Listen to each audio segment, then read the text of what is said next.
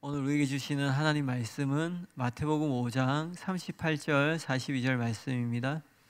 마태복음 5장 38절 42절 우리 한 말씀씩 교독하고 마지막 절은 다 같이 읽겠습니다. 또 눈은 눈으로 이는 이로 갚으라 하였다는 것을 너희가 들었으나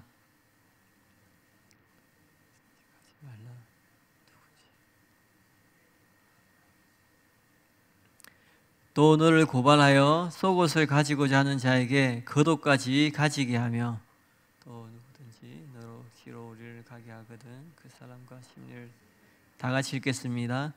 내게 구하는 자에게 주며 내게 꾸고자 하는 자에게 거절하지 말라. 아멘. 네, 주일 열린 예배 오신 모든 분들 예수님의 이름을 환영하고 축복합니다. 오늘은 마태복음 5장 38절 42절 말씀으로 정말로 구하면 다 주고 꾸어달라면 무조건 꾸어주어야 하는가라는 제목으로 하나님의 말씀 전하도록 하겠습니다. 오늘은 동해복수법 세 번째 시간인데요. 지난 시간에 이어서 주님께서 제시한 구체적인 실천 방안 그 중에 네 번째 내용을 함께 살펴보겠습니다. 예수님이 주신 구체적인 실천 방안 지난주 세 가지 뭐였냐면 누구든지 내 오른편 뺨을 치거든 왼편도 돌려대며 또 너를 고발하여 속옷을 가지고자 하는 자에게 겉옷까지 가지게 하며 또 누구든지 너로 억지로 우리를 가게 하거든 그 사람과 심리를 동행하고 이 세 가지를 지난주 살펴봤고요. 오늘은 내게 구하는 자에게 주며 내게 꾸고자 하는 자에게 거절하지 말라 이 마지막 네 번째 문장을 같이 살펴보겠습니다. 담임 목사님께서 산상수훈을 연구하시려고 마음먹었을 때에 가장 어렵고 궁금했던 부분이 이 부분이었다고 하세요. 누가복음의 병행구절을 포함하여서 이 부분과 관련된 모든 주석들을 다 확인하셨는데 그 어느 주석에서도 만족할 만한 명확한 해석을 발견하지 못하셨어요. 그래서 이 부분을 해석하기 위해서 수개월 동안 연구하셔서 얻어낸 내용을 오늘부터 나누려고 합니다. 그래서 여러분도 관심을 가지고 잘 들어보시길 바랍니다. R.T. 프랜스는 42절에 대해서 이렇게 썼습니다. 이 구절을 삶의 규칙으로서 문자적으로 적용하는 것은 자멸적인 행위가 될 것이다. 도무지 일하려 들지 않는 성자 같은 빈민들이 등장할 것이고 또 다른 성공한 게으름뱅이들과 도둑들도 북적일 것이다. 이 42절 말씀이 아까 읽은 내게 구하는 자에게 주며 내게 꾸고자 하는 자에게 거절하지 말라 이 말씀을 문자 그대로 삶에 적용하게 되면은 그냥 신실한 기독교인을 찾아가기만 하면 되는 거예요. 찾아가서 내가 필요하니 나에게 주시오. 그러면 줘야 되는 것이고 꾸어달라고 하면 다 꾸을 수 있게 되는 거예요. 근데 안 그래도 세상에는 다른 사람의 것을 빼앗기 위해서 사기치고 도둑질하는 사람이 얼마나 많아요. 근데 이 말씀을 문자 그대로 적용하게 되면 어떻게 돼요? 악인들이 많은 세상에서 이 말씀대로 살아갈 수 없다라는 거죠. 프랜스는 또 누가의 본문인 6장 30절은 더 나아간다고 해요. 누가복음 6장 30절에 보면 다시 달라 하지 말며 라는 말이 첨부되어 있어요. 돌려받을 생각하지 말고 그냥 주라는 거예요. 또 프랜스는 누가복음 병행구절을 주의하면서 또 이렇게 썼어요. 내게 구하는 자에게 주며 앞절이 대책 없이 이상적으로 보인다면 이 절은 훨씬 그렇게 보인다. 거지, 강도, 범죄자들이 넘쳐나는 사회에서 이런 생활 방식은 유지될 수 없다. 그러니까 이 말씀 원리대로 이 말씀 문자 그대로 살면은 어떻게 되겠어요? 그렇게 살 수 없다고 말하는 거죠. 일리가 있는 말이에요. 학자들도 이 난점을 해결하기 위해서 매우 다양한 해석들을 시도해 왔어요. 데를벅은 이렇게 요약했어요. 세 가지로 요약했는데요. 첫 번째는 어떤 이들은 이 가르침을 실행할 수 없는 것으로 여기며 전적으로 거부한다. 예수님이 하신 말씀이긴 한데 이 말씀은 비상식적이라는 거죠. 그래서 예수님 말씀을 그냥 거부하는 거예요. 절대로 바른 태도가 아니죠. 또 다른 사람들은 이 가르침이 지구의 종말이 가까이 다가왔다고 이해하는 종말론적인 세계관을 반영한다고 주장한다. 그래서 이들은 예수님이 제자들에게 일시적인 윤리를 잘못 제시했다고 말한다. 이게 무슨 말이냐면 재림 직전에 적용되는 말이라는 거예요. 곧 예수님 오시니까 우리가 이 땅 가운데 무엇을 가지고 있는 게 무슨 의미가 있겠어요? 세상에 미련이 없다는 거죠. 그런데 예수님이 너무 일찍 잘못 얘기했다는 거죠. 이것도 바른 견해가 아니죠. 또 세 번째, 또 어떤 이들은 이 명령의 정신이 중요한 것이라고 주장한다. 정신이 중요하다는 거죠. 어느 정도 정확한 표현으로서 이 예화들은 가장된 명령이라고 묘사될 수 있다고 한다.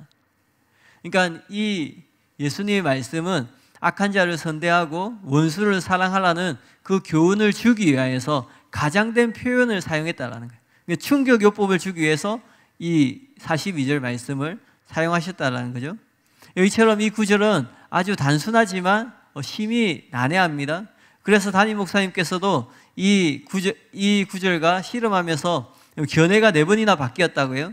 담임 목사님께서 성경을 연구하는 것을 무엇에 비유했냐면 마치 그레코로만 레슬링 경기 뭔지 아시죠? 이렇게 엎치락 뒤치락 하는 그런 것과 비슷하다고 얘기하셨어요. 왜냐하면 이 난해한 구절들을 해석을 하는데 보통 4번이 뒤바뀐다는 말은 무슨 말이냐면 그냥 해석되었다는 게 아니라 모든 어떤 상황들, 또 문맥들, 또 실력 있는 어떤 신학적인 실력을 가진 목사님들하고 대화를 나누면서 반론을 들으시고 또 거기에 대해서 답을 하고 이것은 이제 더 이상 반론이 없는 견해다. 그렇게 결론을 내리는 거예요. 근데 시간이 지나서 보니까 또 다른 문제를 발견하는 거죠. 그래서 해석이 4번이 바뀐다는 것은 그냥 단순히 4가지 해석이 선택되는 게 아니라 이거 완벽한 해석이야 이렇게 생각을 했는데 나중에 보니까 또 다른 보충해야 되는 부분이 발견되는 거예요. 그래서 이렇게 이제 담임 목사님이 씨름하셔가지고 이렇게 한 거예요. 그래서 오랜 시간 동안 심사숙고하고 또 그 정확한 해석을 찾기 위해서 추적하여서 얻어낸 내용이니까 좀 설명이 오늘하고 또 계속 긴데요. 주의를 잘 기울여서 들으시면 좋을 것 같아요. 오늘은 하나만 살펴볼 텐데요. 첫 번째 뭐냐면 오직 문맥만이 이 구절을 이해하는 열쇠다. 마이클 윌킨스는 42절의 의미를 이렇게 이해했어요. 예수님은 관대함의 강력한 이미지를 가져야 하는 의무를 확대시킨다. 구하는 자가 정말로 가난하지 않거나 자비가 필요하지 않더라도 어쨌든 그에게 주어야 한다. 꾸고자 하는 사람이 양심이 없을 수도 있거나 대적자일 수도 있다. 또한 대부를 갚을 의도를 갖고 있지 않거나 외면할 수도 있다. 그러니까 이 구하는 사람이 어떤 사람인지 상관없이 모든 사람이 해당되는 거예요. 누가복음의 유사한 평행은 제자들이 심지어 대적자들에게도 구워주는 일을 확대해야 한다는 것을 명시한다. 이런 말씀으로 예수님은 자선이나 대여를 원하는 자가 정말 꼭 필요한 사람인지를 판단할 의무조차 제쳐두신다. 예수님의 제자들은 이런 질문을 던짐이 없이 관대하게 살아야 한다는 것이다. 구약 성경은 자신의 게으름으로 가난에 빠진 건달들을 낮은 등급의 신분을 주며 끊임없이 꾸는 것을 일삼고 갚지 않는 사람들을 사악한 자로 간주한다. 하지만 도움을 구하는 자, 특히 진정으로 자선을 필요로 하지 않는 자와 갚을 기회가 거의 없는 사람들에게도 은혜로 주는 것은 관대함의 극치이다. 이 내용의 핵심은 뭐냐면 달라면 다 줘야 된다는 거예요. 그 사람이 어떤 사람이든 상관없이 누구든지 달라면 줘야 된다는 거죠. 담임 목사님이 이 주석 이 내용을 읽을 때 이런 말이 절로 나왔다고 하더래요. 난감하네. 제가 잘 표현했나 모르겠네요. 네. 네. 무조건 줘야 된다고 하니까 그 사람의 상태와 상관없이 어떤 사람이든 상관없이 나에게 구하면 줘야 된다라는 거예요. 어떻게 그렇게 할 수 있겠어요? 그런데 이 마이클 윌킨슨이 나중에 조심스럽게 이런 내용을 보충했어요. 뭐냐면 바울은 누구든지 일하기 싫어하거든 먹지도 말게 하라고 선언했다. 교회 안에 하는 일 없이 남의 일에 참견하기 좋아하고 교회가 그들에게 먹을 것을 주기를 기대했던 사람들이 있었다. 하지만 바울은 그들이 직업을 얻어서 스스로 먹을 것을 공급할 수 있기를 바란다. 이런 사람들에게 주거나 빌려주는 것은 소견머리가 없는 짓이다. 네. 무슨 말이에요? 주면 안 된다고 하죠. 그러니까 앞에서는 그 사람의 상태 없이 줘야 된다고 하는데 뒤에서는 이제 앞에 말하고 다르게 그런 사람들에게 주는 것은 소견머리가 없는 짓이다. 그러니까 학자들도 이 내용을 이해하는 게 너무 쉽지 않다라는 거예요. 근데 대부분의 학자들은 이 처음부터 마이클 윌킨스의 와 다른 의견을 가져요. 그러니까 무조건 꾸는 자에게 그 사람의 상황과 상관없이 어떤 사람이든 상관없이 달라고 하면 줘야 된다는 그런 견해가 아니라는 거예요. 아더 핑크는 이렇게 썼습니다. 확실히 그 특별한 권고는 엄격하게 조건부로 적용돼야 함이 자명하다. 성경을 참으로 알고 있는 사람이면 그 누구도 그리스도가 이 말씀에서 무분별한 자선을 그리스도인의 의무로 부과하고 있다고 생각할 수는 없다. 즉 우리가 요청하는 모든 사람에게 거저 주거나 구워 주어야 한다는 뜻이 아니다. 로이드 존즈도 이렇게 썼습니다. 이 말씀을 기계적이며 문자적으로 해석하여 우스꽝스럽게 만들 수도 있음은 물론입니다. 여기서 주님은 우리로 하여금 사기꾼이나 직업적인 거지나 주정뱅이를 도와달라고 말씀하고 있지는 않습니다. 어떤 사람이 계속되네요. 어떤 사람이 술에 취하여 여러분에게 돈을 좀 달라고 요구한다고 합시다. 그가 하룻밤 숙박료를 내기 위함이라는 구실로 돈을 요구하긴 해도 여러분은 그가 가서 다시 술을 마셔버릴 것을 압니다. 우리 주님은 그런 사람을 격려하거나 도우라고 말씀하지 않습니다. 주님은 사람이 자아와 자기 중심성 때문에 가난한 사람들을 돕지 않으려는 경향을 생각하고 계십니다.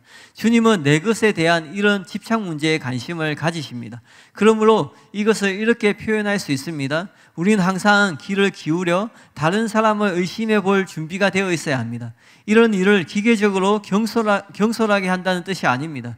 우리는 만일 이 사람이 꼭 필요한 사람이라면 그리고 내가 그를 도울 수 있는 입장에 있다면 그를 도와야 한다. 내가 위험을 무릅쓸 수도 있다. 하지만 그가 필요하다면 나는 그를 돕겠다고 할 수 있어야 한다.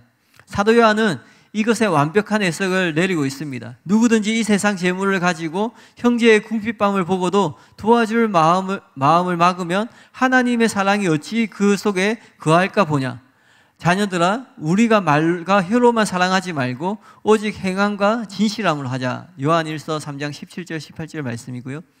우리 모두 이 길을 따라야 하겠습니다. 누가 이 세상의 재물을 가지고 형제의 궁핍을 보고도 라고 했습니다. 술에 취하여 우리에게 돈을 요구하는 사람은 가난한 사람이 아니며 이런 류의 삶을 사는 사람이나 너무 게을러서 일하지 않는 사람은 가난한 사람이 아닙니다. 바울은 이런 사람들에 대하여 누구든지 일하기 싫거든 먹지도 말게 하라고 했습니다.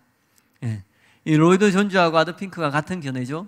달라고 한다고 무조건 주는 것이 아니라 그렇게 하는 것이 아니라는 거죠. 이 견해가 우리가 이성적으로 생각할 때도 훨씬 더 납득이 되고 이해가 되는 견해입니다. 근데 문제는 어떻게 예수님의 말씀이 실제로 이런 뜻이라는 것을 증명할 수 있느냐 하는 거예요. 그러니까 예수님은 그냥 내게 구하는 자에게 주고 꾸고자 하는 자에게 거절하지 말라 그렇게 얘기했는데 여기에 어떤 단서를 붙여가지고 가난한 사람들 그런 사람들한테 하는 것이 게으르고 그런 사람들한테 하는 게 아니다 이런 견해잖아요. 어떻게 그런 견해를 우리가 지지하고 또 그것이 맞다고 증명할 수 있을까요? 예수님 말씀을 훼손시키지 않고 이 예수님 말씀의 뜻이 로이드 존즈와 아더 핑크의 견해가 맞다는 것을 증명하려면 오직 성경의 문맥을 통해서 증명해야 됩니다. 근데 과연 그것이 가능할까? 담임 목사님께서는 이것이 가능할 것이라 믿고 이 구절을 오랫도록 연구하셨어요. 그리고 매우 어렵긴 했지만 답을 찾았습니다. 이 부분이 실천 불가능하게 느껴지는 이유는 다른 것이 아니라 문맥과 분리시켜서 보기 때문에 그렇습니다.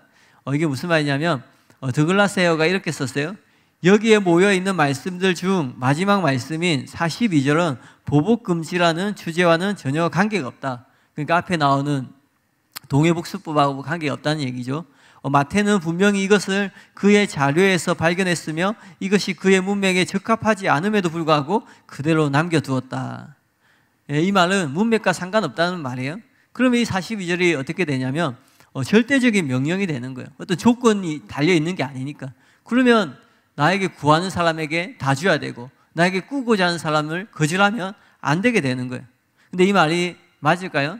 맞지 않다라는 거예요. 근데 그 증거가 어디 있냐면 성경에 있습니다. 한번 다 같이 그 성경을 같이 읽어보겠는데요. 오늘 본문을 같이 한번 또 읽어보겠습니다. 네, 같이 읽어보겠습니다. 시작. 또 눈은 눈으로 이는 이로 갚으라 하였다는 것을 너희가 들었으나 나는 너에게 이르노니 악한 자를 대적하지 말라.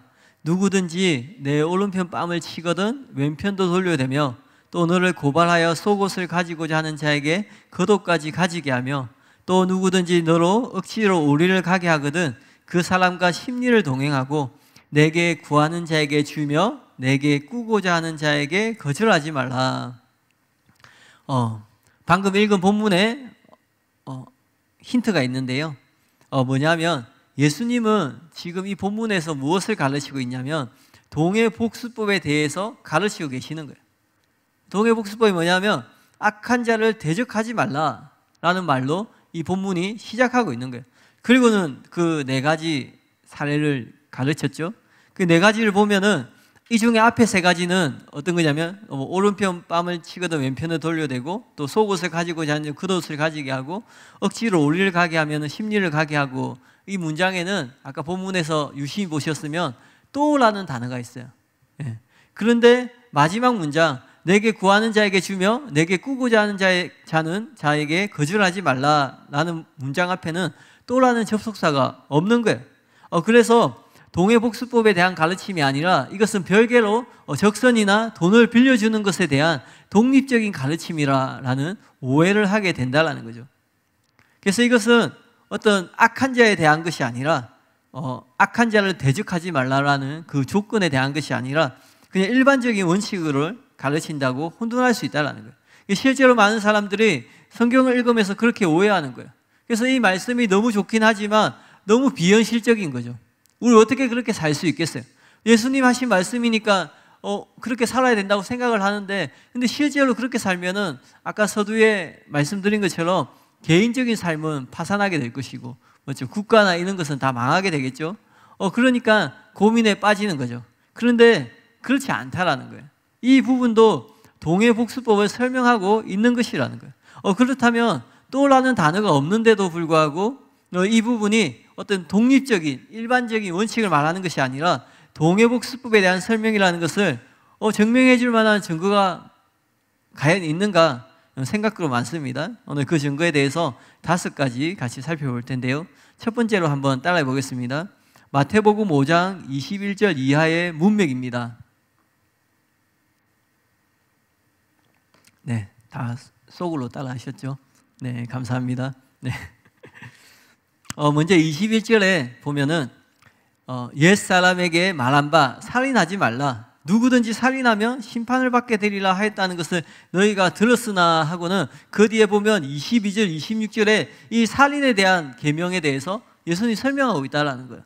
그리고 27절에 보면 또 간음하지 말라라고 말씀하시면서 그 뒤에 28절, 30절 그리고 31절에 보면 또 일러스되 누구든지 아내를 벌리려거든 이혼 정서를 줄 것이라 하였으나 하면서도 32절에 보면은 이혼에 대한 설명을 하고 있다는 거예요. 무슨 말인지 이해가시죠?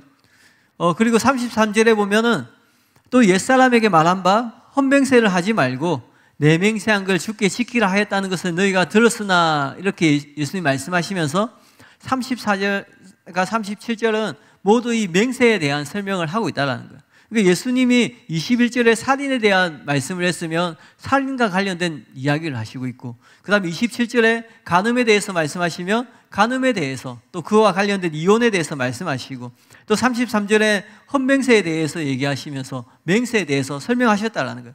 따라서 오늘 본문이 이 38절에도 또 눈은 눈으로 이는 이로 갚으라 하였다는 것을 너희가 들었으나 하면서 예수님이 동해복수법 관련된 이야기를 하시잖아요.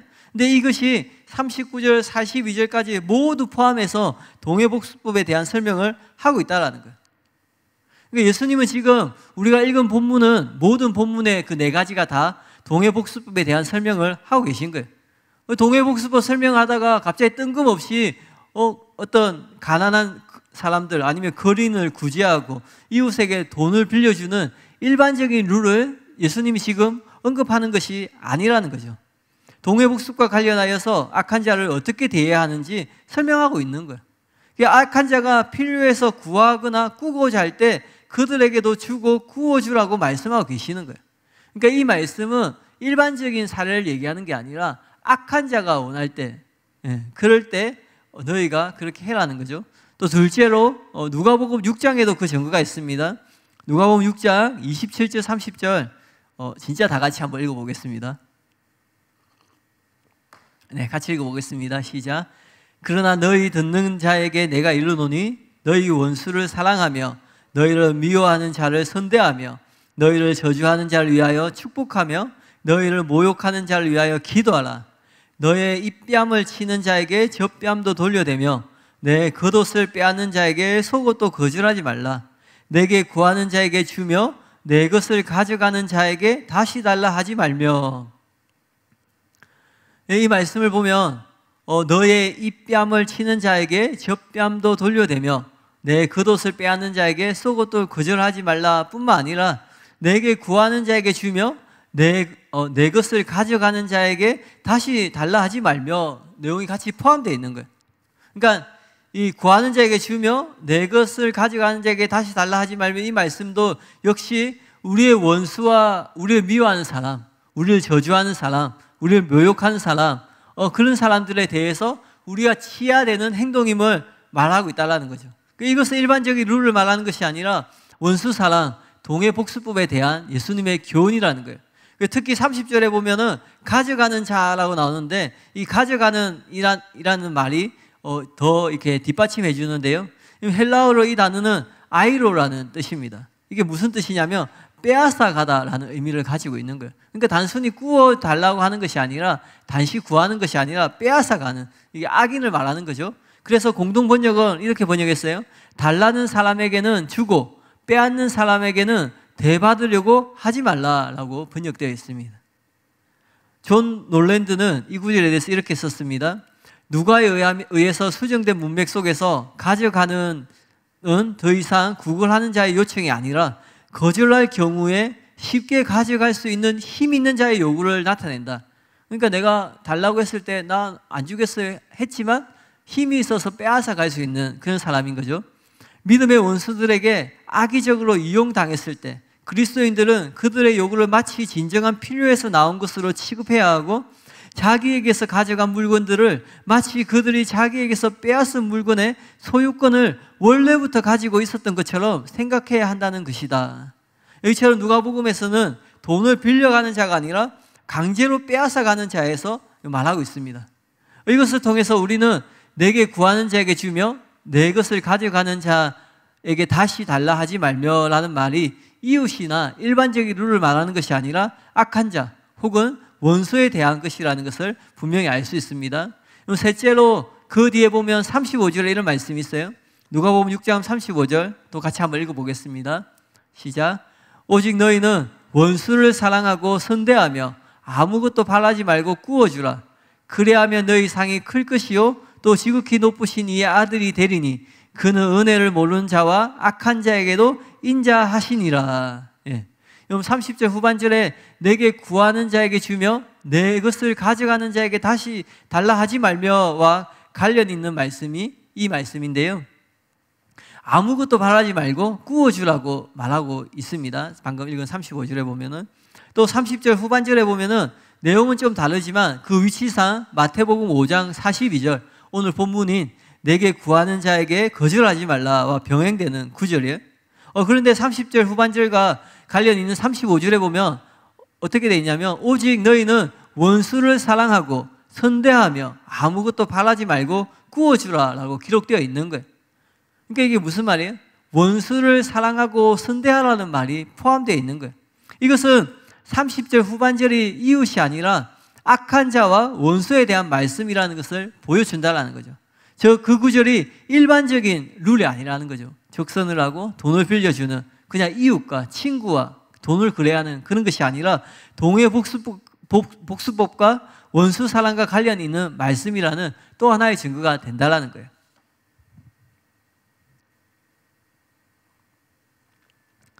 이해 가시나요?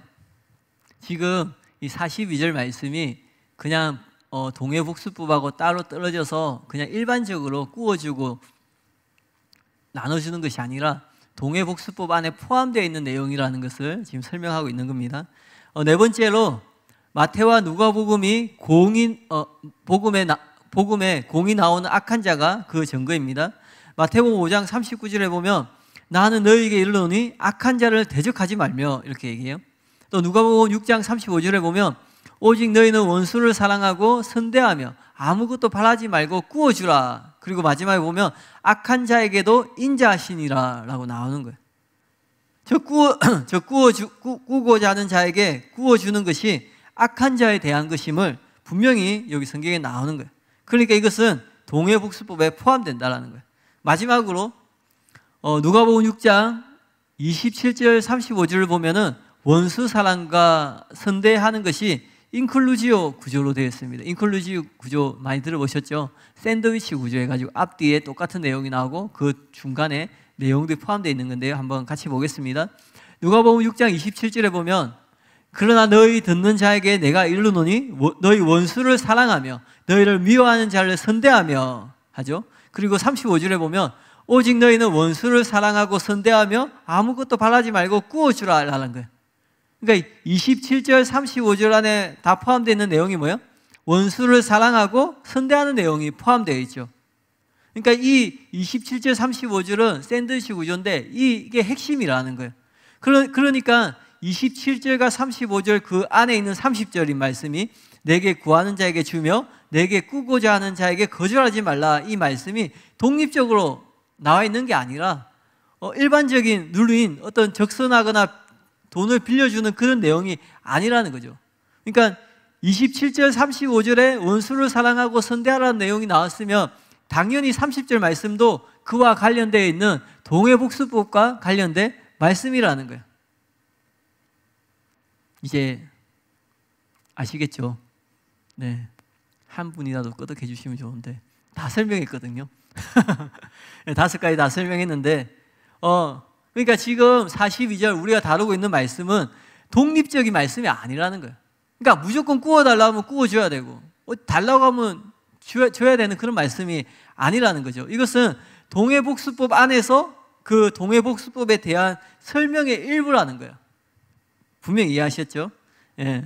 다행히 학자들 중에도 이 담임 목사님과 같은 시각으로 이 구절을 보는 학자들이 많이 있었습니다. 예를 들면 R.T. 프랜스는 이렇게 시작해요. 이러한 권리에 대한 자유롭고 이타적인 태도, 이게 뭐냐면 그 앞에 말하는 3가지 자유롭고 이타적인 태도가 뭐냐면 오른뺨 맞으면 왼뺨을 대고 속옷을 달라면 겉옷을 주고 오리를 같이 가자면 심리를 같이 가는, 그걸 얘기하는 건데요. 이런 이타적인 태도는 또한 재산의 영역으로까지 확대된다. 이 재산의 영역은 그거죠. 구하는 자에게 주고 꾸고자 하는 자에게 거절하지 말라. 그러니까 같은 견해를 가지고 있는 거죠. 이것을 우리가 다루고 있는 구절도 동해복수법에 대한 설명하고 있다는 것을 이것도 그런 뜻이라는 것을 설명하고 있는 거예요. 또 도널드 해거너도 이렇게 썼습니다. 달라는 사람에게 주고 꾸려는 사람의 청을 물리치지 말라는 이 말씀은 앞에 나온 말씀을 한 차원 높이고 있다. 여기서 자신에게 가해진 위해나 강요된 행동이 아니라 직접적인 요구가 문제로 되고 있기 때문이다. 아드 핑커도 이렇게 썼습니다. 이 구절은 우리 의무의 적극적인 측면을 말해주고 있다. 즉 그리스도는 사람들에게 악에 대하여 악으로 보복하는 것을 금하셨을 뿐만 아니라 악을 선으로 갚도록 명하고 계신다. 이 모든 내용들이 동해복수법과 관련된 설명들이에요. 그러므로 이 부분은 42절 이 부분은 동해복수법에 대한 설명이 같이 그 안에 있는 것임이 틀림없습니다. 그런데 왜 이렇게 동해복수법에 대한 설명의 일부라는 것을 5가지 예를 들면서 이렇게 설명을 하는 것일까요? 왜냐하면 이것이 이 부분을 이해하는 핵심 열쇠이기 때문에 그렇습니다. 그러니까 42절 말씀을 이해하기 위해서는 이 말씀이 동해복수법의 가르침 안에 있는 말씀이라는 것을 전제로 가야 된다는 거죠. 예. 많은 이들이 구하는 자에게 주며라는 것을 적선의 뜻으로 생각합니다. 그러니까 일반적인 그냥 선을 베푸는 것, 그렇게 생각하는 거죠. 그래서 마이클 윌킨스가 이렇게 썼어요. 구하고 꾸고자 하는 사람들에게 주어야 한다. 이 문맥에서 구하다는 단어는 적선을 구하는 가난한 사람들을 가리킨다. 꾸고자 하는 사람도 마찬가지로 가난한 사람들이 드림이 틀림없다. 그러니까 이 그냥 문맥을 보지 않고 이 문장만 보면은 우리도 그냥 읽을 때 그 42절 말씀을 읽어보면은 구하는 자에게 주고 꾸고자 하는 자에게 거절하지 말라. 이 말은 누가 구하고 누가 꾸려고 해요? 가난한 사람들이 그렇게 하잖아요. 돈이 없는 사람들. 그러니까 그렇게 생각을 한다라는 거죠. 근데 처음에는 담임 목사님도 이 말이 맞는 줄 알았어요.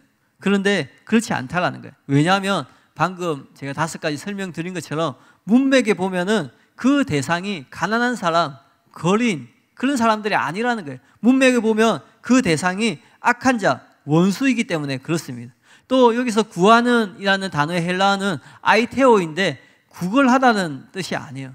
그러니까 거린들이 돈을 구하는 그런 단어가 아니라는 거죠. 이것은 구하다, 요구하다 그런 뜻을 가지고 있어요. 구걸하다하고는 다른 뜻이죠. 고전 헬라어 문헌에 보면 아이테오는 원래 이런 뜻을 가지고 있어요. 어떤 것을 원하다, 자신의 몫으로 어떤 것을 요구하다라는 의미를 가지고 있어요. 신약 성경에서 일반적으로 요구하다, 요청하다, 구하다 이렇게 사용되지 신약 성경에서 이 구하다라는 헬라어 아이테오가 한 번도 구걸한다라는 의미로 사용된 적이 없다라는 거예요. 그러니까 이 단어는 적선의 의미를 가지고 있는 것이 아니라는 거죠. 그랜트 호스보는 이 점을 바르게 보았는데 42절에 대해서 오늘 본문 42절에 대해서 이렇게 썼습니다. 예수님은 비슷한 가르침을 2가지 방식으로 말씀하신다. 긍정적으로 그리고 부정적으로. 첫째는 일반적으로 주는 것을, 두 번째는 구체적인 대여를 말한다. 어떤 것도 되돌려 받는 것을 기대하지 않는다. 첫 번째는 자선을 포함할 수 있다. 여기서는 이제 이 42절 구절이 넓은 의미에서 자선을 포함할 수 있을지 모르지만 근데 이 예수님이 하신 말씀은 자선에 대한 말씀이 아니라는 거예요. 악한 자들을 대하는 것에 대한 것이에요. 그렇기 때문에 이 구절은 많은 사람들이 오해하는 것처럼 어떤 거린이 가난한 사람이 구하면 반드시 주어야 한다라는 뜻은 전혀 아니라는 거예요. 오래전에 진성호 목사님이 방글라데시에 갔는데 공항에 300명의 인파가 진성호 목사님을 기다리고 있었다고 합니다. 지난주 설교 들어보신 분 아시겠지만 그 300명이 누구냐면 거지였다고 해요. 그래서 가이드가 그런 얘기를 했대요. 절대로 거지에게 무엇을 주면 안 된다. 그러면 위험해질 수 있다고 주의를 주었다고 해요. 이처럼 어떤 나라들에서는 거지들이 너무 많아서 구하는 자에게 모두 주는 것이 불가능해요. 보통 우리가 단기 선교를 가면 가난한 나라로 가잖아요. 저도 단기 선교를 몇 번 갔는데 인도에 갔을 때 그런 이야기를 하더라고요. 절대 주면 안 된다고. 어디 관광지든 어디 이동할 때 정말 우리 지금 카페에 올라오는 아프리카 아이들 옷차림 있죠. 정말 헐벗어가지고 신발도 제대로 신지 않은 아이들이 이제 와서 구걸할 때 한국 사람들은 정이 많으니까 주려고 하는데 절대 주면 안 된다고. 왜냐하면 그 주는 것을 그 곳곳에서 지켜보고 있다고 하더라고요. 그래서 내가 만약에 준다고 하면 이제 다 몰려오는 거예요. 그렇게 되면 감당을 할 수 없다라는 거죠. 그리고 몰려왔을 때에 그 소매치기를 당하기도 하고 또 안전사고 일어날 수 있기 때문에 절대 그 가벼운 마음으로 뭘 주면 안 된다고 그렇게 얘기를 하더라고요. 네. 이처럼 이 말씀이 구걸하는 자 모든 사람에게 줄 수 있는 사항도 아니라는 거예요. 그렇기 때문에 구걸하는 모든 자에게 주라는 뜻이 아니라는 거예요. 또한 많은 이들이 꾸고자 하는 자에게 거절하지 말라는 이 말씀을 돈을 빌려달라고 하면 무조건 꾸어 주어야 한다는 뜻으로 오해해요. 그러나 이 역시도 동해복수법에 대한 설명 중 일부이고 그런 뜻이 아니라는 거예요. 그러니까 돈을 꾸어 달라고 할 때 꾸어 줘야 돼요. 근데 무조건 꾸어 주는 게 아니라는 거예요. 왜냐하면 이 문맥에 보면 그 대상이 악한 자라는 거죠. 이해가시죠? 그래서 이 말씀은 악한 자를 대적하지 말고 그들까지 이런 방식으로 사랑하고 선대하라는 거예요. 그러니까 우리하고 관계가 좋은 사람, 우리의 친한 친구 혹은 이웃, 친인척이 우리에게 구하고 꿀 때 우리가 도와줄 수 있으면 도와주잖아요. 그런 것처럼 악한 자가 우리에게 그렇게 구할 때에도 악을 악으로 대응하지 말고 악한 자들에게 사랑으로 선대하라는 그런 말씀이라는 거예요. 도널드 해거는 이것을 잘 캐치했는데요. 여기서처럼 다이제니, 이게 뭐냐면 꾸다라는 동사입니다. 이 다이제인이라는 동사가 사용된 누가복음 6장 34절 35절에는 대받을 가망이 없는 사람에게도 선선히 구워주라는 가르침이 기록되어 있으며, 이 가르침은 마태복음 6번째 반론 너희 원수를 사랑하라와 맥락을 같이 한다. 이렇게 볼 때에 본문의 말씀은 단순히 주거나 구워주라는 뜻이라기보다는 대받을 가망이 없는 사람, 심지어 원수에게도 기꺼이 자비를 베풀라는 뜻으로 이해될 수 있다. 그러니까 지금 도널드 해거너가 이 본문이 대받을 가능성이 없는 사람, 또 원수까지 말하고 있죠. 근데 여기서 초점은 너무 가난해가지고 그 돈을 갚을 수 없는 그런 사람이 초점이 아니라 이 본문에서 초점은 원수가 초점이라는 거예요. 그래서 이 구절은 악한 자를 대적하지 말고 어떻게 선대해야 하는지에 대해서 구체적인 예를 들고 있는 것이에요. 우리는 우리의 이웃은 물론이고 악한 자가 필요해서 구하거나 구워달라고 할 때도 주고 구워주는 삶을 살아야 된다는 거예요. 이웃만 사랑하는 것이 아니라 원수도 사랑하고 악한 자를 선대해야 된다고 예수님이 가르치는 거예요. 그렇게 해서 선으로 악을 이기는 삶을 살아야 된다는 거죠. 이 구절은 지금 그것을 가르치고 있는 것이에요. 사람들이 상상하고 이해하는 것처럼 누가 구하면 다 주고 누가 구워달라고 하면 다 구워주라는 그런 말씀이 절대 아니에요. 구체적인 지침을 이제 다음 주에 또 같이 나눌 텐데요. 유대인들은 이렇게 배웠습니다. 내 이웃을 사랑하고 내 원수를 미워하라. 이제 이 본문 다음에 나오는 말씀인데요. 그렇게 듣고 그렇게 살았어요. 근데 예수님은 그리스도인은 그런 삶이 아니다. 그리스도인은 이웃을 사랑하는 것뿐만 아니라 그리스도인은 원수를 사랑하고 악한 자를 선대해야 된다고 가르치는 거예요. 그러니까 유대인들은 이웃을 사랑하고 악한 자를 원수를 미워하면서 그렇게 살고 있는데 그리스도인의 삶은 그런 삶이 아니라는 거예요. 그렇다고 해서 무조건 주고 무조건 구워주는 것이 아니라 구워주고 베푸는 삶을 살아야 한다는 거죠. 이해가시죠? 그러니까 오늘 말씀을 정리하면은 42절 말씀은 일반적인 적선이나 구제 말씀하는 게 아니에요. 동해복수법과 관련된 말씀임을 기억해야 됩니다. 이게 뭐냐면 원수, 악인과 관련된 말이라는 거예요. 우리가 이웃이나 형제가 와서 구워달라고 하면은 아까 말씀드린 것처럼 내 형편이 되고 내 상황이 되면 여유가 있으면 어떻게 해요? 구워주기도 하고 베풀기도 하죠. 그렇게 하는 것처럼 악한 자, 원수를 상대로 그렇게 해라는 거예요. 이것이 하나님의 뜻이라는 거예요. 그러면 누가 나에게 와서 무엇을 요구할 때 구워달라고 하고 달라고 하면 어떻게 해야 되는가? 이제 다음 주부터 좀 살펴보려고 합니다. 무조건 구워줘야 되는가? 아니면 거절해야 되는가? 거절하면 그것이 죄가 되는가? 어떻게 하는 것이 하나님의 뜻인가? 성경에 이 부분에 대해서 명확한 지침이 있습니다. 그래서 그 지침에 따라서 줄 사람에게는 주고 안 줘야 되는 사람에게는 안 줘야 된다는 거죠. 빌려주는 것도 성경의 원칙에 따라서 빌려줄 사람에게는 빌려주고 안 빌려줘도 되는 사람에게는 안 빌려주면 되는 거예요. 너무 좋죠. 여러분 사실 우리가 세상 살면서 제일 사람하고 관계 중에 힘들어지는 게 뭐예요? 돈이잖아요, 돈. 예. 또 우리가 그리스도인으로서 다 알면서 접근하는 사람이 있죠. 친인척 중에 우리 집만 교회를 다니고 있으면은 다른 집에 가지 않고 우리 집에 와서 또 사실 우리 집에 와서 구워달라 하는 것도 감사한 거죠. 왜냐하면 우리 집에 그만큼 여유가 있다는 것을 알고 있다는 거니까. 네. 어쨌든 여러분 이렇게 살다 보면 돈을 떼먹히는 경우가 있잖아요. 표현이 맞나요? 빌려주고 받지 못하는 경우. 그런 적 있나요? 보통 그렇게 되면 어떻게 돼요? 돈만 잃는 게 아니라 사람도 잃게 되죠. 친구도 잃게 되죠. 저도 제 삶 가운데 뭐 아주 잔잔한 때임들은 있겠지만 참 크게 기억에 남는 이 때임들이 뭐냐면 제가 결혼 초기에 그 집주인에게 500만 원을 떼인 적이 있습니다. 이게 500의 월세에 살고 있었는데 그런 적이 있어요. 또 작은 돈은 아니지만 그 당시에 벌써 한 7, 8년 됐는데요.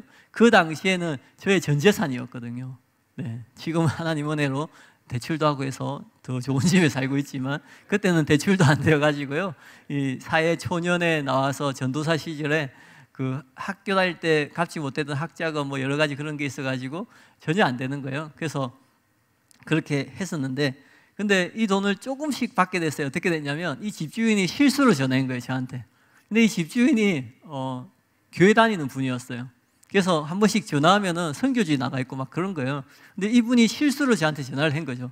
그래가지고 제가 돈을 달라고 말을 못하고 어떻게 지내시냐, 잘 지내시냐 뭐 이렇게 안부를 물으니까 이분이 좀 찔려서 그런지 모르는데 계좌번호를 보내달라는 거예요. 그 계좌번호를 보내주니까 얼마 일부러 보내주시더라고요. 그리고는 또 한참 동안 안 오길래 전화하니까 이제는 안 받더라고요. 네, 그런 적이 있었고 또 이 결혼하기 전에 친구 중에 어머니가 아프다고 해서 제가 이게 뭐죠? 다 마찬가지겠지만 전도사 시절에 그 파트타임으로 했기 때문에 한 달 월급이 4, 50만 원 받았거든요. 이게 돈이 없는 거죠. 뭐 그런 상황에서 친구가 해가지고 나의 전 재산 정확하게 기억나지 않는데 몇십만 원을 빌려줬습니다. 그리고는 그 뒤로 본 적이 없습니다.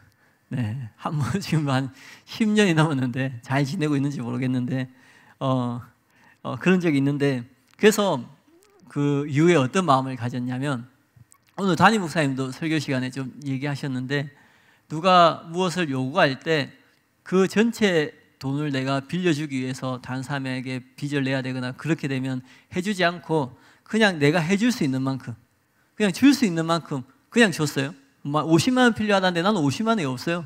근데 내가 이 친구한테 10만 원, 20만 원을 해줄 수 있다. 근데 그 돈을 내가 안 받아도 된다. 그러면 내가 이 돈을 그냥 주면서 갚을 수 있으면 갚고 뭐 안 갚아도 괜찮아. 근데 거의 100% 안 갚더라고요. 네. 네, 어쨌든 선을 베푸는 거죠, 나름대로. 근데 이제 이와 관련된 부분에 있어서 이제 정확한 지침을 우리가 알 수 있다라는 거예요. 사실 정말 사람 관계에서 어떻게 해야 될지 모를 때가 있거든요. 또 모른 척 할 수도 없고 그렇다고 해서 내가 뭐 빚을 내서 도와줄 수 있는 상황도 아니고 또 어떤 경우에는 뻔히 아는데 이 안 줘야 되는 걸 뻔히 아는데 너무 힘든 상황인 걸 아니까 또 외면할 수도 없고 여러 가지 복합적인 상황들이 있죠. 근데 우리가 이제 성경의 기준대로 구제해야 될 때 또 구제하지 말아야 될 때 분명하게 선을 정할 수 있는 거예요. 그래서 줄 사람에게는 주고 안 줄 사람에게 안 주고 얼마나 좋아요. 사실 여기서 오는 자유함이 엄청날 거예요. 예, 여러분이 앞으로 살아가시면서 그리스도인으로 살아가는데 우리가 그리스도인이라는 것을 무기 삼아서 다가오는 사람이 있을 텐데 그런 사람들을 대할 때 우리가 그냥 우리의 어떤 뭐죠? 그 감동 망고 내 생각일 수도 있지만 나의 감동을 쫓아서 하면서 실수할 때도 있잖아요. 근데 성경에 정확한 지침이 있다라는 거예요. 산상수훈 말씀이 이런 말씀인 거예요. 진짜 우리 실생활 가운데 그대로 적용할 수 있는 말씀인 거예요. 그러니까 누구하고 그 재정 돈 때문에 원수 될 일도 없고 또 내가 돈을 떼어가지고 마음 상할 일도 없고 그냥 성경의 기준대로 하나님 말씀하신 대로 그렇게 하는 거죠. 근데 하나님이 우리에게 요구하는 것은 늘 말씀드리지만 굉장한 게 아니라는 거예요. 내가 할 수 없는 엄청난 것을 요구하는 게 아니라는 거죠. 지난주에 말씀드린 것처럼 하나님이 요구하시는 것은 우리가 충분히 할 수 있는 누구든지 할 수 있는 자기 상황과 형편에 맞게 할 수 있는 다른 사람하고 비교하는 것도 아니라 그냥 나를 가장 잘 아는 분이 나의 상황에서 할 수 있는 그래서 내가 그렇게 행할 때에 내 양심에 끄리낌도 없고 내 신앙에 끄리낌도 없고 내가 만약에 거절했어도 미안해할 필요가 없고 무슨 말인지 이해가시죠? 그러한 자유함을 누릴 수 있다는 거예요. 그래서 앞으로 남은 말씀들도 더더욱 기대하면서 잘 참석하시고 또 말씀을 잘 들어주시길 바랍니다. 그리고 하나 기억했으면 좋겠는데 얼마나 감사하고 행복한 신앙생활을 할 수 있다는 거. 많은 사람들이 기독교를 믿고 예수님 믿고 교회를 다니지만 신앙생활 하는 것이 아니라 종교생활 하는 사람들 많잖아요. 지옥에 가기 싫어서 아니면 뭐 교회에서 장로님이고 근사님이고 뭐 오래 다녔고 뭐 직분 때문에 눈치 보면서 내가 마음은 그렇지 않는데 앞에서는 웃어야 되고 저만 그렇습니다. 여러분 아무도 안 그렇는데, 막 속에서는 열불이 나지만 그 많은 관계들과 어떤 상황 때문에 하지도 못하고, 예수님 말씀하신 것처럼 속에서는 복수심이 활활 타고 있지만 겉으로는 괜찮은 척하는, 그렇게 생활하는 사람 얼마나 많아요. 그 교회 오고 신앙생활하는 것이 자유하고 기쁜 게 아니라 이게 올무가 되고, 이게 하나의 또 뭐죠? 내 삶의 자물쇠가 되고 걸림돌이 되고, 유대인들이 그렇게 신앙생활을 했잖아요. 근데 예수님이 오셔서 하신 말씀은 그 모든 것에서 자유케 하는, 진짜 하나님 뜻대로 살 수 있는 그런 말씀을 전해주셨잖아요. 근데 지금 그 말씀이 저와 여러분 가운데 선포되고 있다는 거예요. 그래서 산상수훈 지금 오늘이 40번째인가 41번째인데요. 이전부터 한번 또 차분히 한번 찾아서 시간 되실 때 꼭 들어보시길 바랍니다. 그래서 그 말씀대로 그냥 우리의 어떤 신앙의 고백, 우리의 믿음의 분량이 아니라 정말 성경이 말하는, 예수님이 제시한 그 삶의 기준대로 우리가 삶의 기준을 세워가지고 우리가 가정에서든 직장에서든 교회에서든 우리가 어디에 있든지 하나님이 기뻐하시고 하나님께서 원하시는, 여러분을 향한 하나님의 계획이 있을 거 아니에요. 하나님 뜻이 있을 거 아니에요. 그 하나님의 뜻과 계획을 이루어드리는 그런 삶을 사는 저와 여러분이 되시기를 진심으로 바랍니다. 우리 들은 말씀 기억하면서 같이 기도하겠습니다.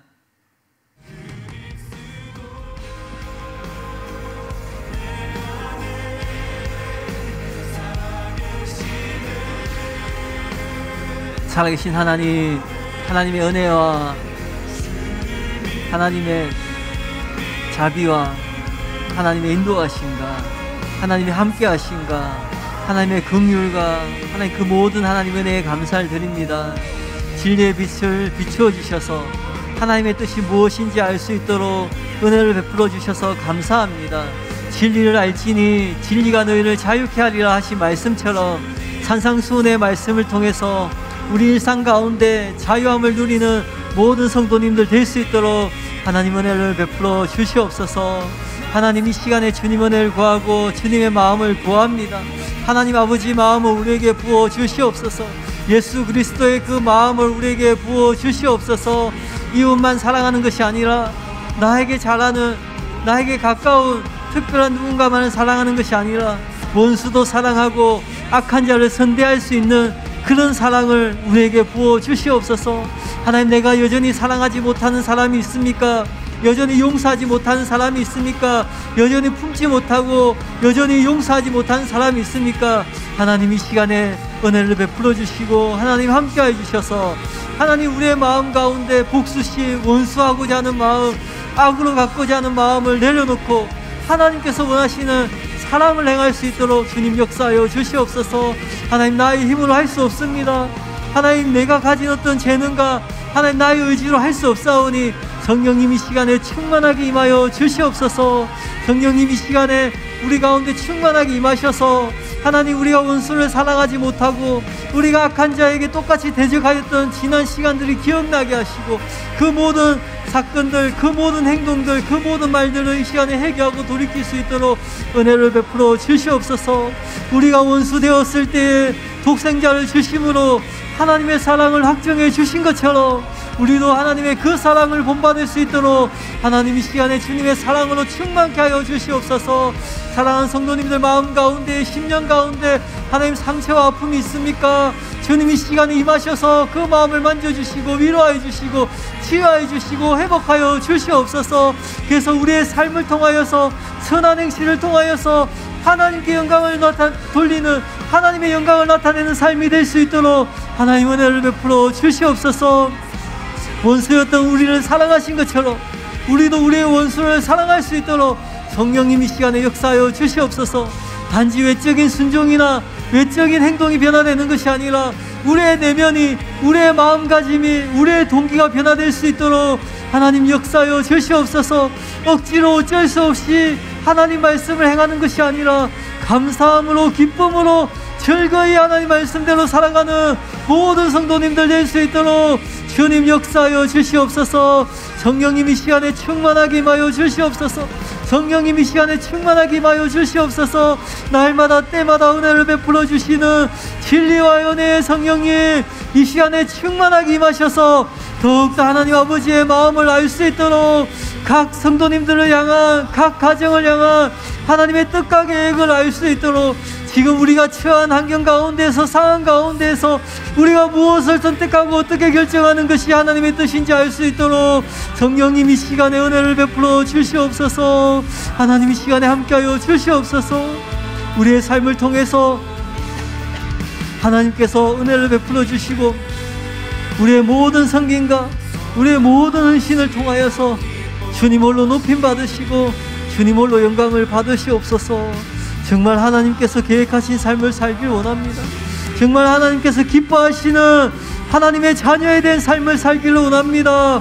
주님 이 시간에 임하셔서 그 모든 상황과 형편을 누구보다 주님이 가장 잘 아시오니 하나님께서 때에 따라 돕는 은혜를 베풀어 주시고 우리 마음 가운데 부드러운 마음을 허락하여 주시고 우리 안에 있는 강팍하고 완악한 마음을 제거하여 주시고 하나님 말씀대로 살 수 있도록, 하나님 뜻대로 살 수 있도록 성령님 역사하여 주시옵소서. 하나님 함께하여 주시옵소서. 주님 감사합니다. 이 모든 말씀을 살아계신 예수님의 이름으로 기도하였습니다. 아멘.